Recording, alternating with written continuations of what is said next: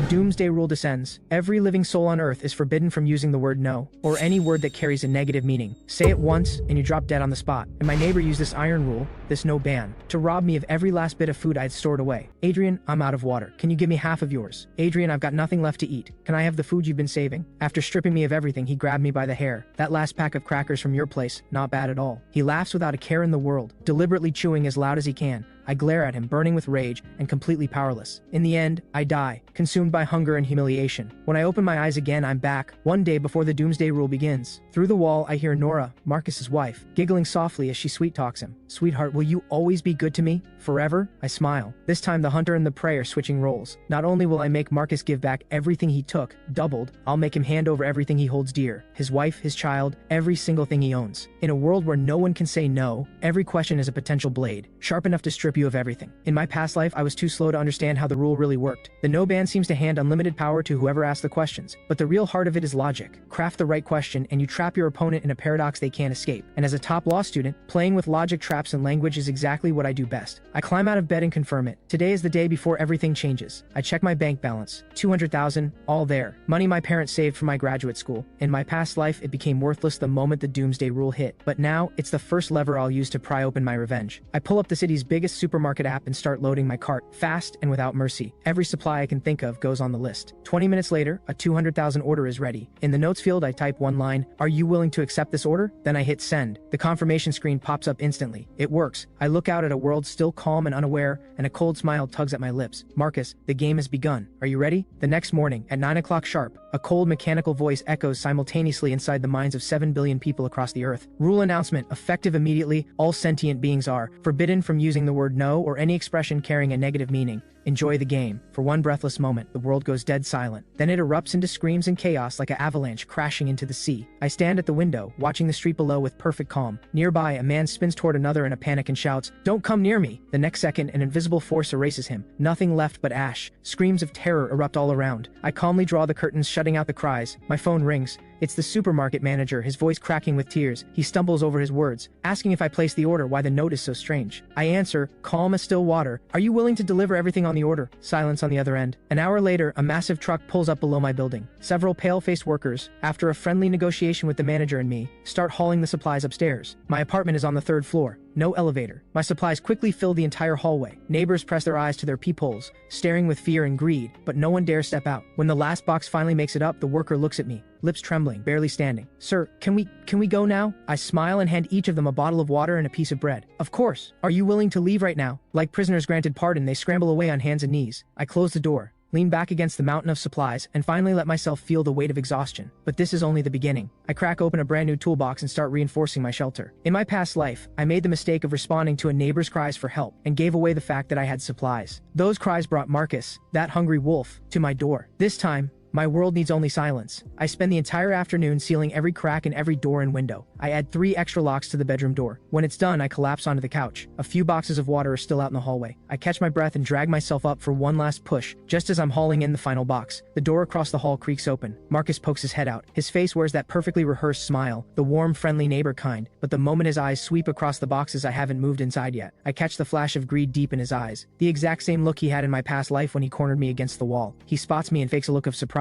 "Whoa, Adrian, are you moving in?" His gaze sticks to the water boxes beside me like a snake flicking its tongue. I say nothing. I just watch him perform. In my past life, it was this exact mask of kindness that made me drop my guard. He played the caring older friend, asking about my life, drawing out everything I knew. And then, when I had nothing left, he showed his true fangs. Unfazed by my silence, he keeps smiling and casually points at the water box by my feet. I stare hard at that finger, fighting the urge to bring the wrench in my hand crashing down on it. I have to stay calm. The time isn't right yet. The prey has already stepped into my snare. All I need to do is guide him, step by step, willingly, straight to the center of the trap. He thinks he's still the one in control, still the hunter, and that I'm still the same, helpless, foolish prey he can do whatever he wants with. He wants to test me with the simplest of questions, to see if I understand the rule, to feel out my limits. He wants to crack open my door and take what's mine at the lowest possible cost. Then go ahead and ask. Every single word out of your mouth will become the rope you hang yourself with. Marcus finally wraps up his little one-man show, bends down and leans his face close to mine, adopting what he thinks is a warm, friendly tone. "Adrian, man, It's so hot out. Think you could share half that water with me? There it is. The question ripples outward like a stone dropped into a still pond, spreading in rings through the stifling hallway. The air seems to freeze. I can even make out the tiny dust particles drifting in the last light of the sun. Marcus holds that perfect smile, his eyes glowing with the certainty that he's already won. He's sure I can't refuse. After all, the rule applies to everyone equally. In my past life, faced with that same question, I panicked, stumbling over my words, having no idea what to say. In the end, crushed by the invisible weight of the rule, I gave in without a word. That box of water was his first step through my door, and my first step into the abyss. But now, staring at that fake face of his, my heart is ice cold and perfectly still. He thinks his question is clever. Think you could share half? A textbook vague and open-ended ask. It's loaded with traps. He weaponizes the familiarity of neighbors to disguise robbery as generosity. He exploits the force of the no ban to make sure I can't refuse. If I agree, he's mapped out the rule's limits and confirmed my weakness for free. If I panic and try to argue my way out, he'll know for certain I'm someone he can walk all over. Save the act, Marcus.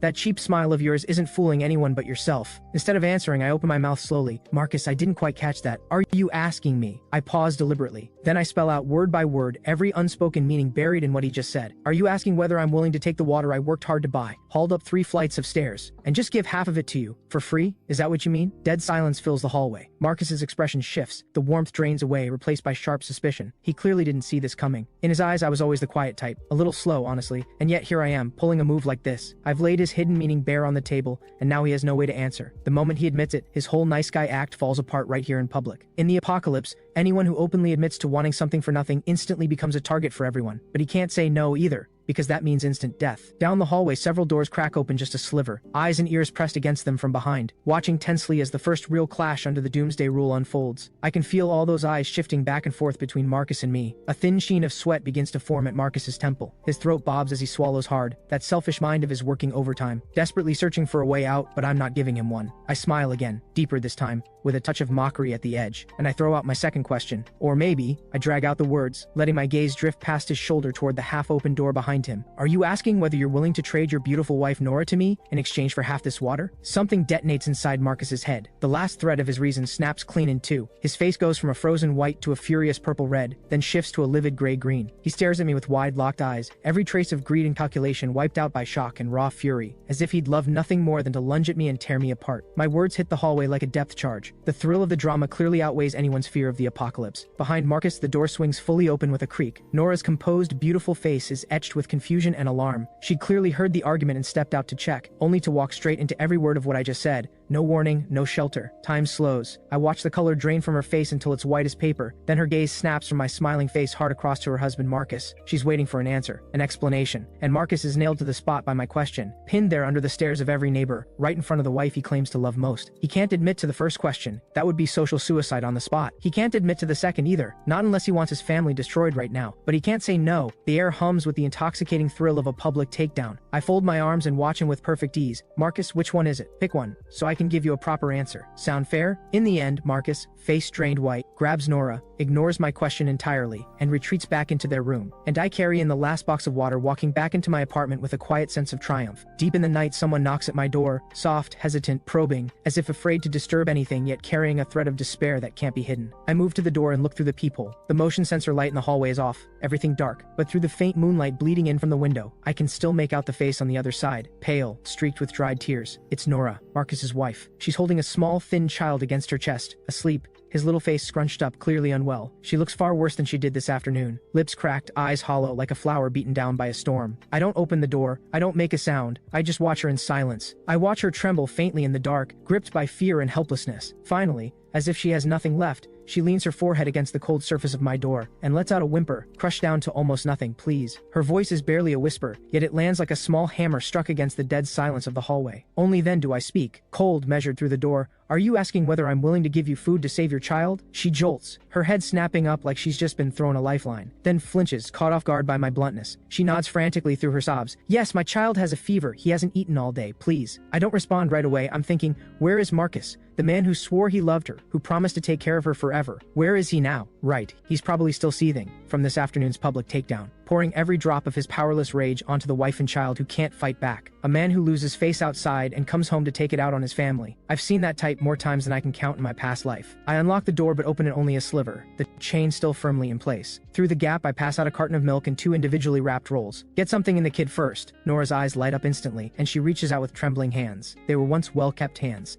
Now, tension has drained them white at the knuckles. The moment her fingertips touch the carton, I don't let go. Instead, I speak, low and quiet. A man who cares only about his own pride and nothing about his wife and child. Do you really think he can protect you? Her whole body locks up. The hand gripping the carton pulls back like she's touched a hot flame. I watch the light in her eyes dim, fast and visibly, replaced by something deeper, the lost, aching look of someone who's just had their truth spoken out loud. I let go. The milk and bread drop into her arms, and then I shut the door with a firm thud, sealing her and all her feelings on the other side. I don't look again, but I hear her stumbling footsteps retreating down the hall. Then Marcus's voice explodes through the wall. You went crawling to that piece of trash for food? You've completely destroyed my reputation. Then comes Nora's muffled crying, and the dull thud of something heavy hitting the floor. I lean against the cold door, a slow, cold smile spreading across my face. Good. The crack has appeared, but it's not enough yet. About 10 minutes later, the arguing next door goes quiet. In its place comes the sound of Marcus moving through the hallway, his voice deliberately raised, dripping with anger. He knocks on a neighbor's door. Wade, you still up? Got something to tell you. That guy across the hall, he's rotten to the core. He used that damn rule to make my wife get on her knees just for a scrap of food. Lisa, you need to watch out. Our neighbor is a monster. He's using the rule to steal from all of us. Rumors are the cheapest and sharpest weapon in the apocalypse,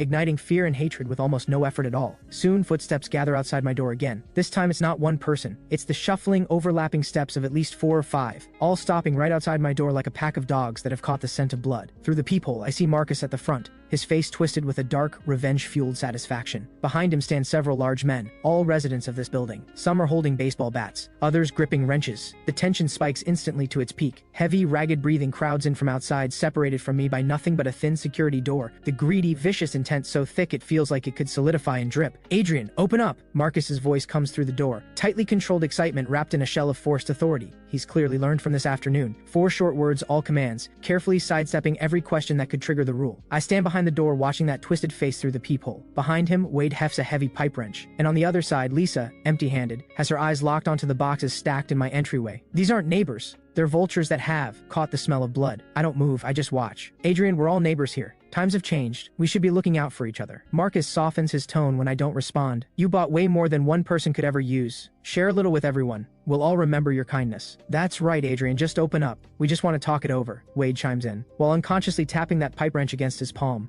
A cold smirk pulls at my lips. Talk it over? With weapons in your hands? In my past life, I might have tried to reason with them out of fear, or given in out of weakness. But in this life, this door is the line between life and death, and it's also my stage. I clear my throat. My voice travels through the door, steady and clear, reaching every single ear out there. Marcus, are you trying to let everyone know that you tricked them into coming here as your shields, just so you could take my supplies for yourself? That sentence hits like a bucket of ice water. The heat outside the door extinguished in an instant, replaced by a dead silence. Marcus's face visibly freezes. His mouth opens. His throat works frantically. He wants to deny it, wants to say no, wants to say that's not true. But under the rule, those words are the scythe of death itself. Say that's not it. Drop dead on the spot. Say I didn't. Turn to ash in an instant. He chokes it all back, his face bloating to a deep, ugly red, the veins at his temple pulsing visibly, and behind him the neighbors. Their expressions shift in an instant. Once the seed of suspicion is planted, watered by apocalyptic panic, it grows into something massive and unstoppable. Wade's wrench freezes midair, his eyes flickering uncertainly between Marcus and me. That's a lie! Marcus finally forces out, his voice going shrill with tension. He's trying to turn us against each other. Once we're inside, everything gets split equally. Split equally? I let out a soft laugh, rich with mockery. Does everyone here truly believe that a man who would trade his own wife as a bargaining chip would actually split anything equally with you? The commotion outside grows louder. Lisa looks Marcus up and down with the eyes of someone inspecting trash. Adrian, shut your mouth! Marcus snaps, his humiliation curdling into rage. He slams a fist against my door. Everyone rush in, break it down. I'll take responsibility for whatever happens. I'll take responsibility. How bold. I yank the door lock open.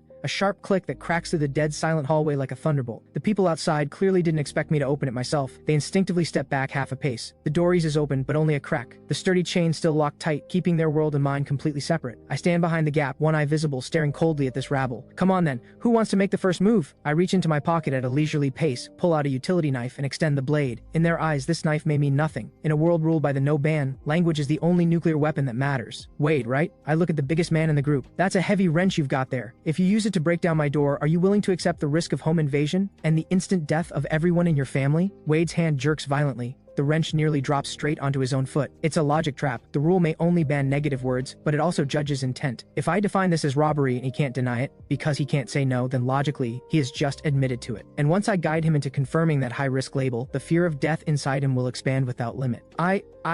Wade stutters, sweat pouring down his face. He wants to say, I'm not here to rob anyone, but he can't say it. That one question has sealed off every exit. What's wrong? Can't find the words. My gaze stays cold as I scan every face in the hallway. Or maybe, Lisa, are you willing, for the sake of Marcus's meal, to leave your child behind in this world as an orphan? Lisa shudders. The greed in her eyes wiped out in an instant and replaced by sheer terror. She jerks backward like she's been burned. You see, Marcus? I look at him through the gap, his face a livid gray. No one is willing to die for you. Marcus is teetering on the edge of collapse. He thought the numbers would force me to back down, or at least let them break through. But he forgot, in a world where no one can say no, every moment that demands a denial is a death sentence waiting to fall. He can't refute my accusations, and he can't calm these people down without triggering the rule. Everyone. Marcus makes one last desperate stand, spinning away from me to face the neighbors, eyes blazing. The only way we survive is by taking his supplies, or do you all want to starve to death? Starve to death? I catch that word and throw my blade again. If you're so concerned about everyone starving, why haven't you brought out those 2 boxes of sausages and that bag of rice you've been hiding at your place? This time, the air doesn't just chill, it solidifies completely. Every eye in the hallway locks onto Marcus like a spotlight. The hungry, predatory stare of starving animals that have just found prey. Marcus's pupils contract sharply. He really does have things stashed at home. His final card. He never imagined I'd know, let alone expose it right here, right now, in front of everyone.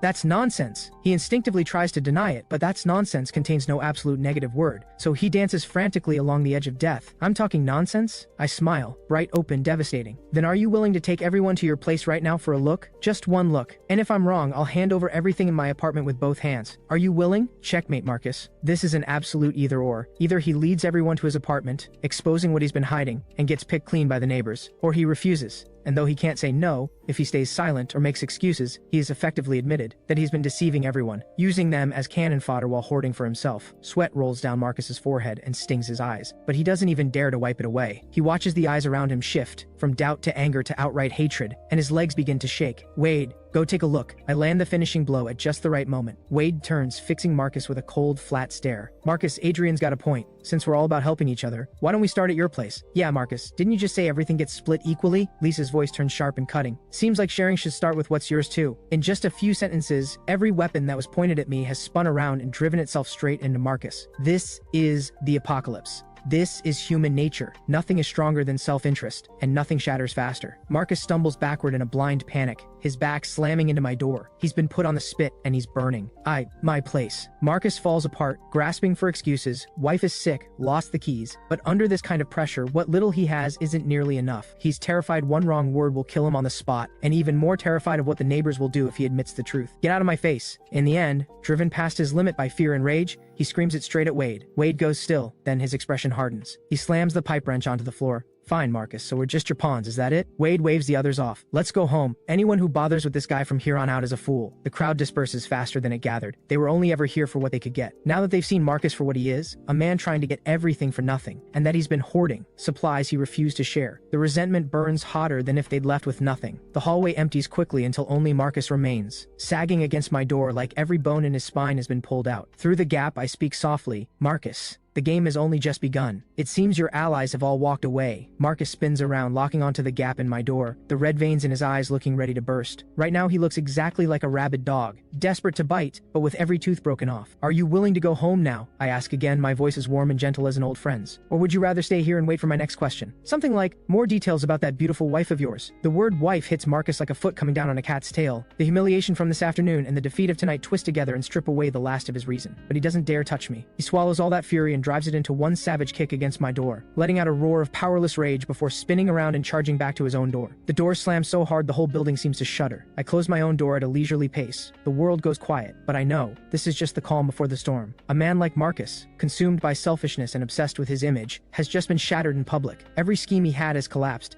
and he's just committed social suicide in front of the whole building. That poisonous rage of his has nowhere to go. Not toward me, not toward the neighbors. So in the confines of that sealed apartment, the only person left to absorb it is the one he considers his personal property, Nora. I move to the wall and listen. It doesn't take long. Something shatters on the other side. A man's hysterical cursing and a woman's broken, desperate crying. You useless traitor! Marcus's voice tears through two walls without losing a single edge. Did you tell him we had food? Was it you? A sharp crack, the sound of a slap, and Nora's cry of pain cuts straight through. I sink into the couch and close my eyes. The seconds tick by one after another. Outside, the sky goes completely dark. The sounds of violence next door drag on for a long time before finally fading deep into the night. I know, the moment is coming. The door Marcus shut with his own hands will open again very soon. I sit in the dark and watch my door in silence. Sure enough, about half an hour later, the faintest footsteps approach outside, followed by a knock so soft it's almost nothing at all. Here we go. I rise, walk to the door, and look through the peephole. In the pale moonlight bleeding through the hallway window, I see a face covered in tear streaks and bruises. It's Nora, holding her son little Ben against her chest. She just stands there in silence. I know what she's doing. She's betting on whether I'll open the door. Of course I will. Not out of kindness, but because she is the final piece I need to break Marcus completely. Taking Nora in will cut him to the core far more deeply than anything else ever could. I don't turn the handle right away. Instead, I lean close to the cold surface of the door and speak just low enough for only the two of us. Nora, standing at my door like this,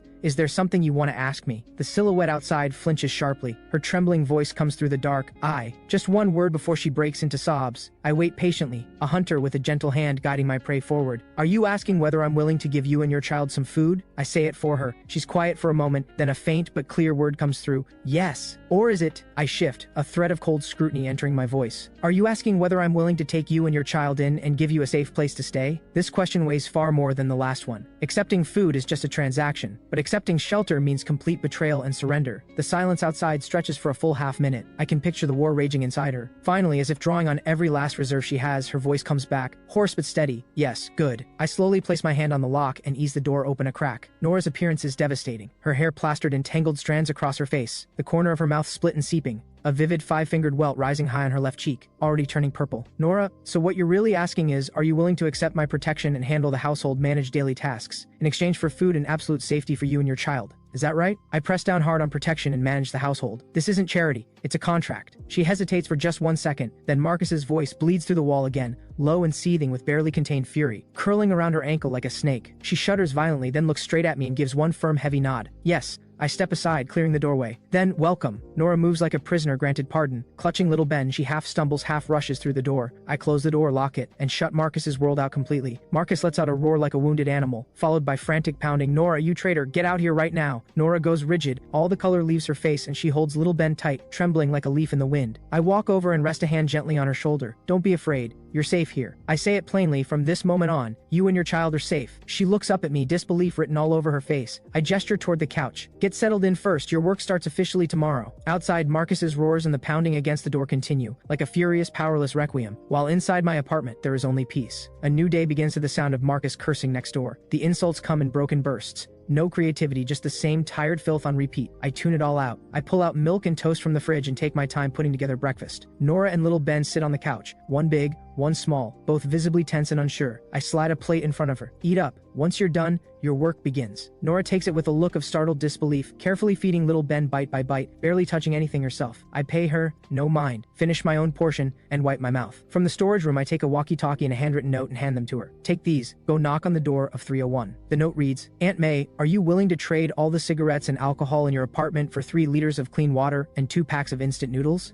She looks up at me, eyes full of fear. Marcus is out there. He won't touch you. I look at her, my voice even. You're under my protection now. If he lays a hand on you, he's asking me, are you willing to let me die? My words seem to give her something to stand on. She draws a slow breath as if making a decision, then picks up little Ben, takes the walkie-talkie and note, and walks toward the door. Through the camera by the entrance, I have a clear view of everything in the hallway. Nora knocks on the door of 301. Almost simultaneously, Marcus bursts out of his apartment. He hasn't shaved in days, eyes sunken, reeking of something stale and sour. You dare show your face out here? He lunges for Nora's hair, screaming. She yelps and squeezes her eyes shut, but his hand freezes in midair. My voice comes through the walkie-talkie, cold and clear across the entire hallway. Marcus, are you sure you want to touch her? Marcus goes completely still. He slowly turns his head and locks his stare onto the camera by my door, his eyes burning like he wants to devour me alive, but doing absolutely nothing. The door to 301 opens and Aunt May peeks out. Nora, still trembling, passes the note over. Aunt May reads it, barely a moment's hesitation, then goes inside and comes back with an armful of cigarettes and bottles. The trade is done. Nora clutches the goods, head down, and walks quickly back to my apartment without once looking at Marcus. Right in front of Marcus, I have Nora count through everything we just acquired, then hand little Ben a sausage as a reward. That image is the final straw. Marcus lets out a sharp, wretched howl. He's completely lost it, charging at my door like a maddened bull. I slam it shut. A thunderous crash, and even the steel core security door I had reinforced at great cost shows a slight dent. Nora and little Ben shrink into the corner, both white as sheets. I smile. So it's come to this. the most primitive move, and the most foolish. I walked to the door, not to look through the peephole but to press a small, inconspicuous switch beside it. Outside, Marcus raises his fist to strike, and suddenly freezes. Something invisible slams into him with tremendous force. His body arches backward, every muscle convulsing violently, every hair standing on end, a broken hissing sound escaping his mouth. The high-voltage trap grid I installed inside the door panel. After a few seconds, I switch it off. Marcus slides down the door like a puddle of mud and crumples to the floor, the acrid smell of scorched flesh drifting off him. I ease the door open. Just a crack, enough to see him, enough for him to see me. He lies there like a dead fish washed ashore, gasping in heavy, ragged breaths, nothing left in his eyes but hollow despair. Nora stands behind me, watching the man who was once her husband, lips trembling, expression impossible to read. The moment is right. I look down at Marcus on the floor and speak, cold and deliberate. Marcus, aren't you ready to admit that if I hadn't reinforced this door in advance, if I hadn't installed the grid, you would have broken in just now? He shudders. There is no denial left in him. I keep pressing, voice low, every word cutting him to the core. Aren't you ready to admit that once you broke in, you would have taken every supply I have, and unleashed all your rage on Nora and me, causing harm that could never be undone? A trapped animal whimper rises from Marcus's throat. He looks past me at Nora, and for the first time, something like pleading appears in his eyes. Nora instinctively takes one step back, turning away from his gaze. That one step breaks him completely. I watch the last light go out in his eyes and I deliver the final judgment, and in its own way, the most merciful one. Marcus, are you willing to give me every last supply remaining in your apartment, in exchange for the right to see your son once a day? Marcus's pupils go completely unfocused, like a creature from which every bone has been removed. After a few seconds of dead silence, he squeezes one shattered syllable from his throat, hoarse as rusted metal grinding against itself. Yes, one word. It drains him of every last shred of dignity and strength. Behind me, Nora sways almost imperceptibly and reaches out to steady herself against the wall. I close the door without expression, shutting out the wreck on the other side. Nora, are you willing to come help me take inventory of the supplies? I turn and ask her, calm as always. She opens her eyes with a start, fear and confusion swirling inside them, but in the end it all settles into a numb, resigned acceptance. She nods. I open the door. Marcus is still lying where he fell, like a dead dog. I don't spare him a second glance. I walk straight across the hall, use the key he just surrendered to unlock his door, and a thick wave of stale, sour, sweat-soaked air rushes out to meet me. The living room is a wreck, empty instant noodle cups and torn snack wrappers scattered everywhere. The couch sits crooked against the wall, stained with things better left unnamed. This is no longer the warm, tidy home I remember, the one that used to echo with laughter. Nora follows me in. She takes one look at the wreckage, and her eyes go red at the rims. I know what she's remembering, but I have no interest in offering comfort. Save the act. Those cheap tears of yours won't move anyone. Not even the trash can. Nora freezes, forcing every last tear back down. Nora and I start hauling the supplies in silence. Marcus had more than I expected. On top of what I'd already given Nora, there are several boxes of crackers, stacks of canned goods, and scattered snacks. The real prize, 2 large drums of clean water. Just as I lift the last box of emergency rations, a black hardcover notebook slips from the gap between the box and the wall and hits the floor with a sharp smack. I freeze. Nora sees it too. She reaches for it on instinct. Don't touch it. My voice comes out as a command. Every alarm in my head is going off. Marcus keeping a diary? A man like him? What could possibly be inside? I crouch down but don't reach for it yet. My eyes sweep over every inch of it like a searchlight. Plain black cover, no markings, no decoration. It doesn't look like a personal diary, more like a logbook. I reach out, fingertips brushing the cold, smooth cover. Slowly, I turn to the first page. A frantic, unhinged scrawl tears into my eyes. Month X, day X, damn it. I'm back. Same cursed place. Same night before the end. Why? Why me? My heart seizes, like an invisible fist is clenched tight around it. A sheet of cold sweat rushes down my spine. I thought I was the only revenant in this world, the one who held the ultimate script, a god. But this notebook hits me like a hard slap across the face. I'm not the only one. Marcus, he's a revenant too. My mind races. Dozens of details I dismissed suddenly snap together into one clear picture. Why did he come straight for me on day 1, so precisely? Why wasn't he the least bit surprised by my stockpile, only hungry for it? Why did he react to my logic flip so fast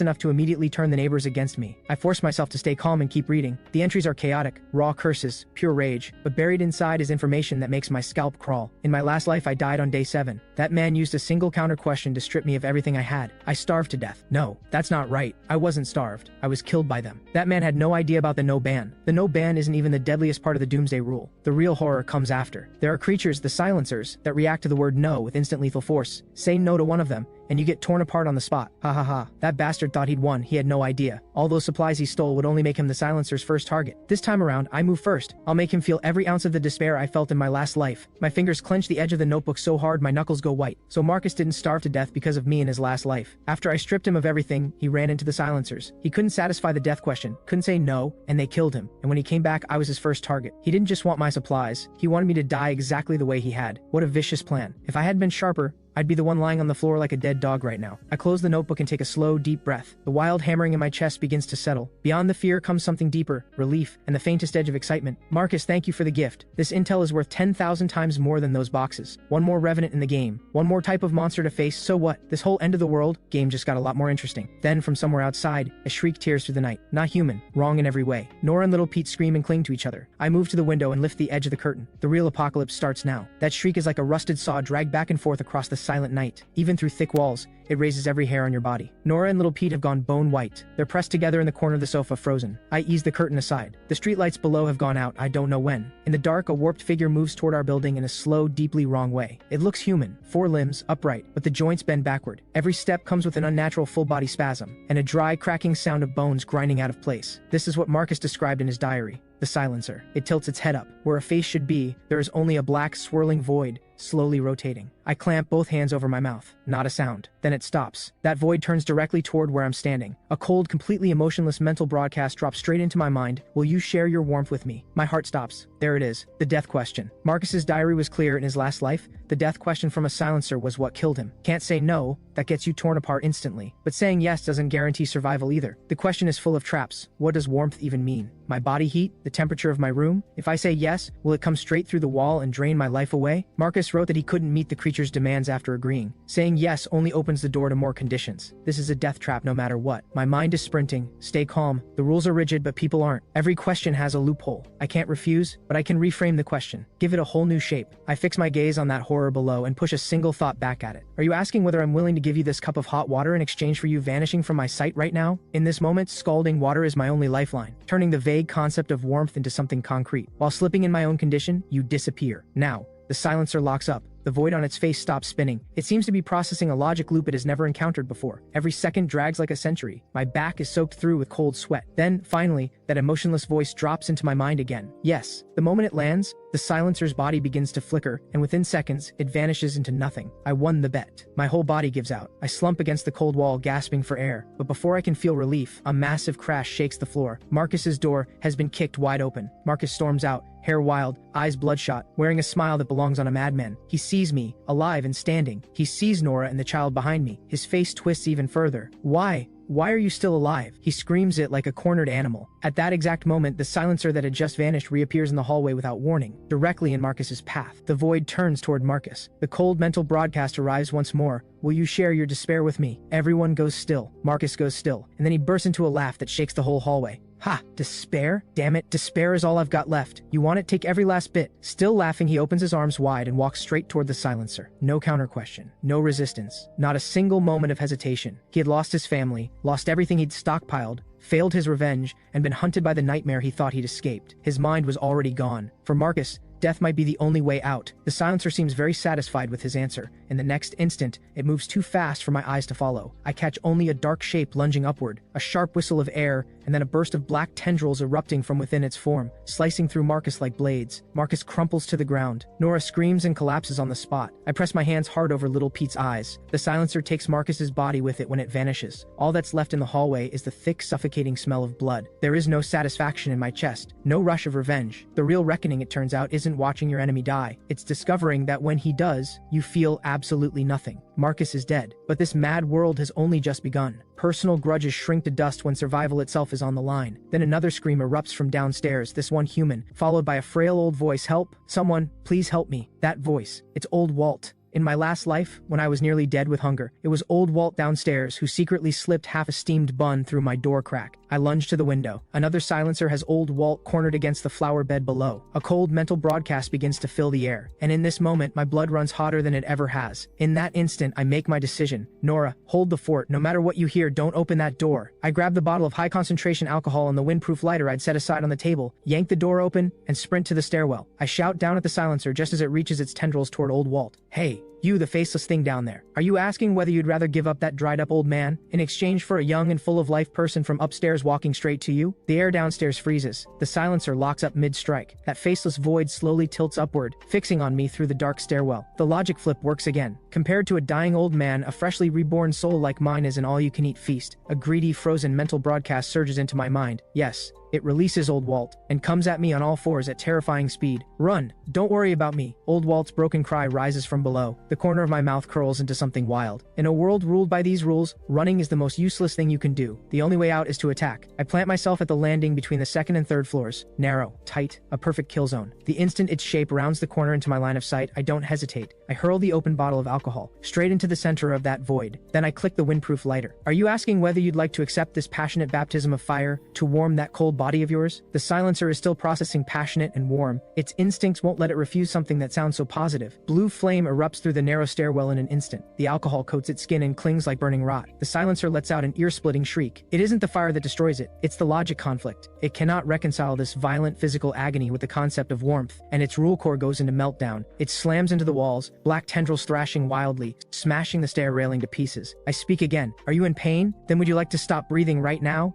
and let that pain disappear completely? It's a perfect death trap. To end the pain, it must agree to stop breathing. The silencer convulses violently in the flames. The word yes hasn't even fully formed in its mind, before its body deflates like a punctured ball, collapses into a pool of black liquid, and sizzles away in the fire. I lean against the wall, gulping air, heart slamming against my ribs, one again. Old Walt staggers up the stairs, still shaking, tears streaming down his face, already starting to kneel. I catch him before he goes down, but my eyes are already moving past him, to the doors cracking open up and down the stairwell. The commotion woke the whole building. They saw me kill the silencer. They saw me save the old man. And in those eyes now, there isn't just fear, there's hunger, because they know I have power, and I have supplies. Old Walt, I raise my voice, cold and cutting as a winter wind. Before, you once slipped me half a bun. Today I give you back your life. That debt is settled. I let go of him and draw the boning knife from behind my back. The blade catches the firelight. I walk slowly to the center of the hallway, eyes sweeping across every face peering out. Neighbors, seen enough? Dead silence. Nobody dares make a sound. I know what you're thinking. You want what I have. You want me to protect you. I let out a cold laugh. Fine. The moment that word lands, several doors swing wider. But the tone shifts sharp and deadly. You all saw what happened to Marcus. You saw what happened to those two silencers. Anyone who wants to live, 10 minutes. Bring every supply you have. Meet at my door. Of course, I turn the knife slowly in my hand. You can choose not to come. In that case, I'll be the one knocking on your door with a question. In that moment, I am no longer the person Marcus used to push around. I am this building's judge. 10 minutes later, the third floor hallway is packed. Nobody dares gamble on what that question might be. Even the most aggressive guy on the 5th floor, the one covered in tattoos, stands quietly in the crowd, clutching a box of instant noodles, neck tucked in. Fear is the finest tool of control, and order is almost always built on absolute force. Nora opens the door and sees the scene. Her hand flies to her mouth. Nora, get a notebook. I don't turn around, I just give the order. Starting today, you run all supplies. Everything goes into the central store. Distribution is based on contribution. Old Walt, people like you, your job is to watch them. Anyone hiding supplies, anyone pulling moves behind my back, you tell me immediately. Old Walt straightens up like he's found something he lost decades ago. Right, Adrian, you have my word. Let's see anyone try. Someone in the crowd moves their lips. Looks like they're about to object.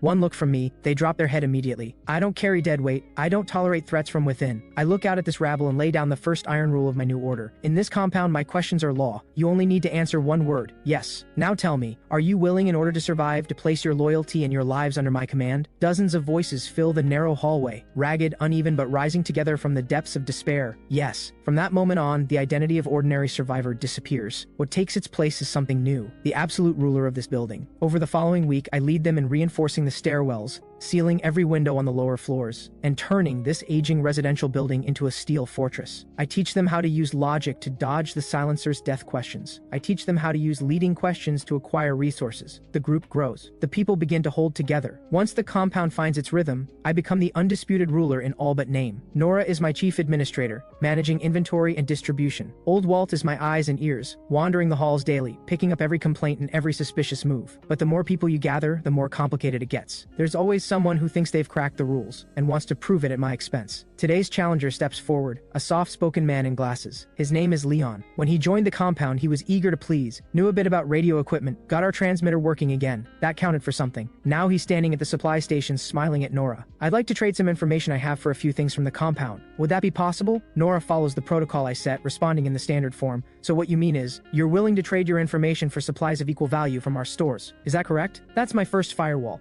Always anchor the exchange to equal value. Leon pushes his glasses up. A glint of light crosses the lens. My question is, would you, as the leader of this compound, be willing to use half of our canned goods in exchange for my promise to provide one critical, life-saving piece of intelligence in the future? The room goes instantly silent. Every eye shifts from the cans to my face. Half our canned goods. That's nearly half of the compound's entire hard currency, traded for a vague, unverifiable promise. What a con job. something for nothing. And he's not asking Nora, he's asking me. He's using the no ban with surgical precision. If I say no, nobody knows what the doomsday rule does to me, and nobody dares find out. But if I say yes, my authority collapses in an instant. If he can trade a promise for half our cans today, tomorrow someone will try to trade a ghost story for all our water. The whole order falls apart. I uncross my arms and walk slowly out from the back of the crowd, stopping right in front of him. I smile. Leon, that is a very well-formed question. He can't keep the corner of his mouth from lifting. But I didn't quite catch all of it. Are you asking me to help translate your question into something more precise, so everyone here understands exactly what you mean? I hold his gaze. Before he can answer, I fire. What you're really asking is, are you willing to personally hand over half of every person's survival rations for free to you, Leon, to gamble on a verbal promise that may turn out to be worth absolutely nothing? Is that what you're asking? My voice climbs sharply. Every word hits the room like a bullet. The smugness drains from Leon's face in an instant. He didn't expect this. I didn't play along. I tore open his filthy little scheme and held it up for everyone to see. The crowd stirs. The looks directed at Leon shift from curious to cold. Sweat appears on his forehead. His lips move, but nothing comes out because he can't say no. The moment he does, it's an admission that his question meant exactly what I said it did. I step forward until I'm almost in his face, dropping my voice low, just loud enough for the two of us. Don't play games with me. Then I step back sharply, turning back to the crowd. Or maybe, Leon, you actually want to ask everyone here a different question? My eyes move across every face. Aren't you really asking everyone present? Are you willing to trust someone who, in the middle of the apocalypse, isn't thinking about contributing anything, but instead is trying to drain the compound dry through loopholes and treat everyone here like fools? The crowd erupts. No way, that's what he meant? Damn it, I knew something was off. One promise for half our cans. He wants us all to work for free. Leon's face goes iron gray. He can't deny a single thing I've said because the doomsday rule chain is locked tight around his throat. Every second of his silence is a confession. I raise my hand for quiet. Leon, I'm giving you one final chance to ask a question. I fix my eyes on his, watching them try to look away,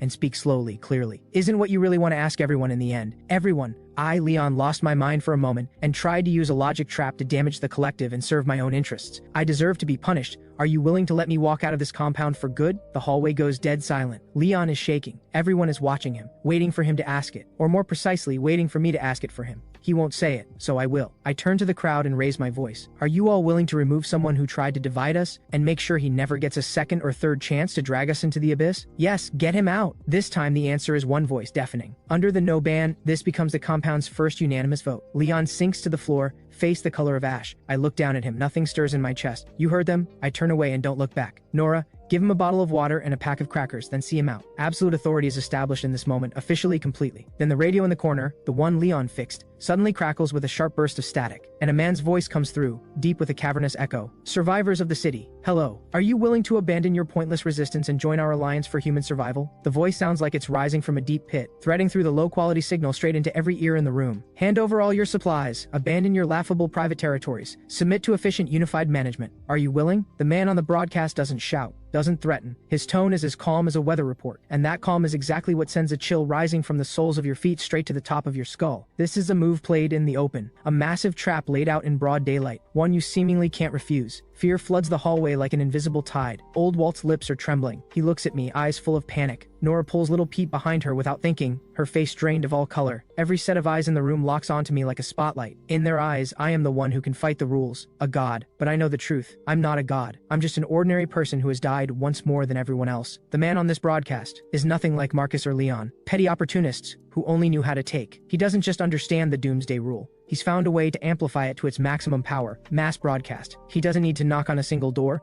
He sits in one place and addresses the entire city, forcing his will on every person within range of his signal. The weight of it presses down on my chest like a physical stone. I look across the room, at all those frightened faces, at little Pete's wide, uncomprehending eyes in Nora's arms. No, I clawed my way back from hell, not to die again in a different place, in a different way. I take a slow, deep breath and force down every rising wave of frustration and pressure. I look at them all and speak slowly. I was always a mountain, never a stream. Blank stares. Nobody understands. I smile. A smile with no warmth in it, only cold edges. A stream gets swallowed by a larger river, but a mountain just stands there. I walk to the crackling radio and reach out. In full view of every stunned face in the room, I slowly bend the antenna until it snaps. A clean, sharp crack, and the broadcast cuts to silence. The whole world goes quiet in an instant. I turn back to the stunned crowd. He asked us whether we're willing, but he forgot. We have the right to ask questions too. Staying here means handing that right over to someone else. We'd be lambs on a chopping block. Is that what you want? Nobody speaks, but their clenched fists and reddened eyes have already given me the answer. I walk to the wall where we hung a city map we found on a supply run. My fingertip lands on the center of the map, the marked location of the broadcast tower. Instead of waiting for him to find us, we find him first. I turn to Nora and give the order. She straightens up immediately. Take inventory of all our weapons weapons and usable vehicles. Pick the 3 strongest and sharpest people. Form a strike team. Yes. Old Walt, you and everyone else, start the final reinforcement of this building. Now, from this moment on, this place is our fortress and our fallback. I pause. My eyes move across every person in the room. Remember, we are not going to surrender. We are not going to negotiate. My voice drops, carrying the weight of something final. I'm going to tell him this city has 2 rulers, or rather, very soon there will only be one. We're driving a modified SUV, armored steel bolted to the front, moving through the dead city like a silent predator. Nobody speaks inside, only the deep rumble of the engine and the crunch of gravel under the tires. The 3 people Nora selected, Rex, ex-military driving and on watch, and twin brothers Bruno and Primo, former gym trainers, built like walls, each gripping a fire axe. We reach our destination quickly. Their compound is more heavily fortified than I'd expected. Rex pulls the vehicle to a stop 50 meters from the first checkpoint. What do? They're armed. His voice is tight. I push open the door and step out alone. Behind the checkpoint, at least 5 or 6 gun barrels are pointed straight at me. The man in front shouts across the distance, "Are you willing to turn around and leave right now?" A smart opening move. I can't say yes, and I can't say no, because if I say no, by the literal terms of the Doomsday Rule, I'm declaring I refuse to leave, which means I'm surrendering myself. But I smile. I plant my feet and call back clearly, "I'm here for your leader. Tell me, are you asking whether I'm willing to lower all my defenses, walk into your base alone and submit to your questioning?" I've taken a potential act of hostility and reframed it as a question they're asking me. The guard visibly freezes. He didn't expect that counter. The air seems to solidify for a few seconds. Then a voice crackles from the radio at his side. Amused, unhurried. Interesting. Let him in. The chain link gate slowly slides open. I glance back at Rex and the others. A steady look that says, "Stay calm, then walk in alone." I'm led inside the broadcast tower, converted into a vast living complex, busy with people moving in all directions, yet eerily silent, every face blank, the kind of order that sends cold straight to your core. At the top floor in the main broadcast hall, I finally meet their leader. He looks to be in his mid-40s, gold-rimmed glasses, a clean white shirt. He looks less like an apocalypse warlord and more like a university professor. He's seated behind a wide broadcast desk, calmly polishing his glasses. "Welcome," he says, lifting his head. Behind the lenses, his eyes are sharp as a hawk's, the guest who fights with logic. "And you must be the one who likes to ask questions." I pull out the chair across from him and sit down without being invited. He smiles, apparently unbothered. "In the apocalypse, intelligence is power, wouldn't you say?" He puts his glasses back on and leans forward slightly, fingers interlaced on the desk. "Your arrival genuinely surprised me. I had assumed I was the only truly clear-headed person left in this city. If you already knew I existed, why use that broadcast to probe me? Doesn't that seem rather pointless?" I don't hold back. "That wasn't a probe." He shakes his head, smile deepening. "That was a declaration. I was simply announcing my presence and clearing out those too dim to even understand the rules." Every word drips with undisguised arrogance and a complete indifference to human life. My mind shifts into high gear. This man is 10,000 times more dangerous than Marcus. Marcus wore his greed and cruelty on his face. This man's evil is wrapped in logic and intelligence, hidden beneath layers of composure. He doesn't enjoy taking things. He enjoys the pleasure of controlling everything through sheer intellectual dominance. He studies me, then throws out his first real question. "Since you came to me voluntarily, I assume you're an intelligent person. So, are you willing to contribute your intelligence for the future of all survivors and join us?" This question is 100 times more vicious than anything the guard downstairs said. It looks like an offer of light, but if I fail to counter it, I've implicitly accepted his authority over me. My mind tears through every word. Contribute. Join us. Every one of them hinting at a hierarchy where I am below him. He doesn't want a partner. He wants a clever subordinate. I meet his gaze and smile. "Professor, that's a fascinating question, but before I answer, may I confirm whether what you're really asking is, are you asking whether I'd be willing to collaborate as an equal with your team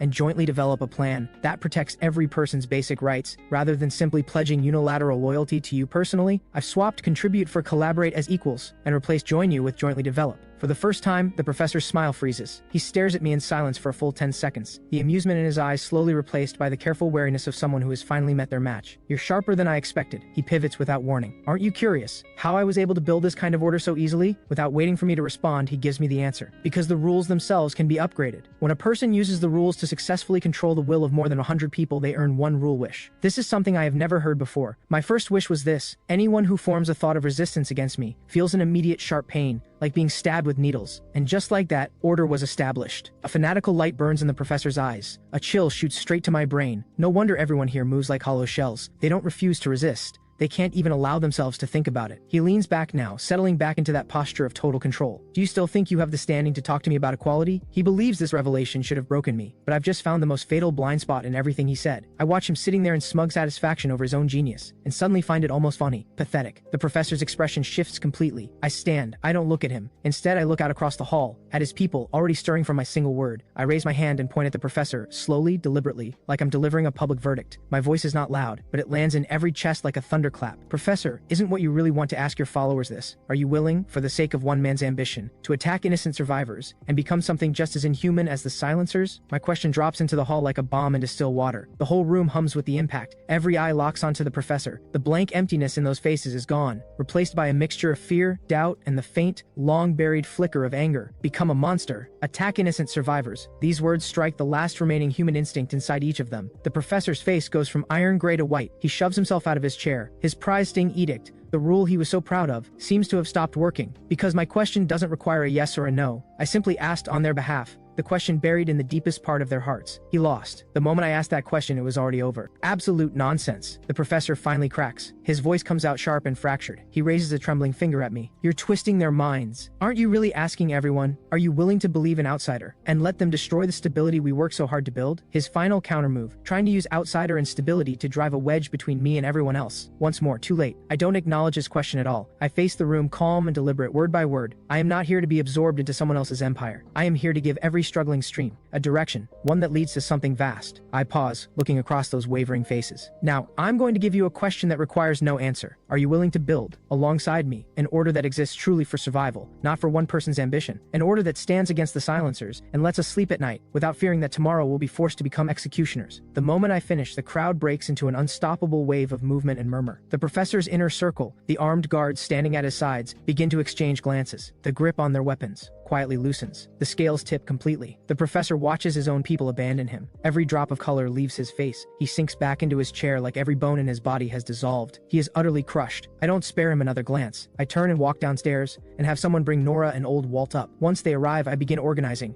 taking control of the supplies and personnel. Everything moves in perfect order, as if we were always the ones who belonged here. All of it unfolds more smoothly than I had expected. I walk to the floor-to-ceiling window and look down at the plaza below. My people and the professor's former followers, cautiously reaching toward each other, beginning to merge. A new, far larger survivor compound is taking shape beneath my feet. From today, I am no longer a person fighting alone to survive. I have become a leader. Then, without warning, a cold mechanical chime detonates inside my mind, familiar and chilling. Rookie shield expired. Doomsday rule updating.